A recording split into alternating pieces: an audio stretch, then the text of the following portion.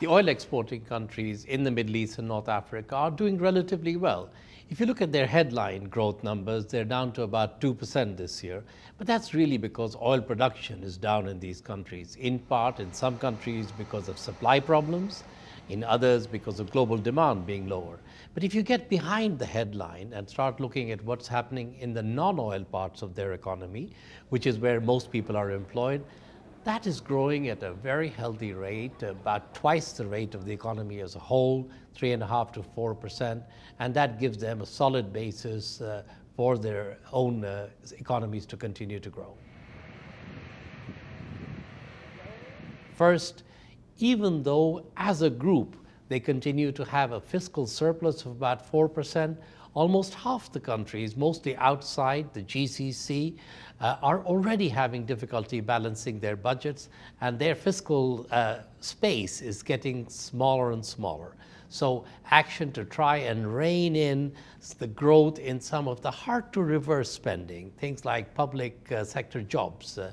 for example. Second area is to provide jobs for their young people, nationals that are coming on stream, more education, more expectations, and to do that there's a package of measures that includes both providing a right set of skills to these young people so they have the skills for the jobs of tomorrow, as well as looking at labor market conditions that would make sure that the nationals have an incentive and the opportunity to work in the private sector, not just in government, which is where most of them have worked so far.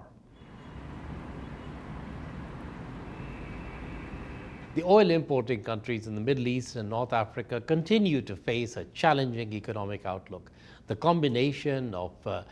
political and social uncertainty within these countries, the spillovers from the devastating war in Syria, a continued weak global environment, have all meant that the recovery that was expected to start to happen in these countries is being pushed back further. As a result, we are projecting economic growth on average in these countries to be about 3% both this year and in 2014. And 3% really is much too low to deal with the chronic unemployment problem, an unemployment problem which is particularly bad for young people and which has worsened over the past 2 years.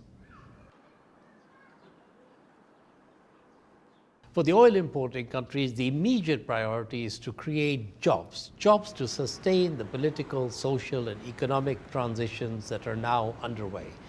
To do this, because the private sector is going to be holding back for that little bit longer, governments will need to take more of a lead in terms of public sector financing of infrastructure projects, other job creating investment programs, and to be able to achieve this, because many of these countries don't really have the fiscal space to undertake more spending, they will need to reorient some of the money they're already spending in current government other functions, including some of the subsidies that are going to the very rich consumers of energy products. Beyond this, countries that have access to external financing can take a little bit longer to also try to bring their fiscal imbalances into line, but all countries need to start providing an anchor for 5 years down the road so that people can see how the fiscal and current account imbalances are progressively being made more sustainable.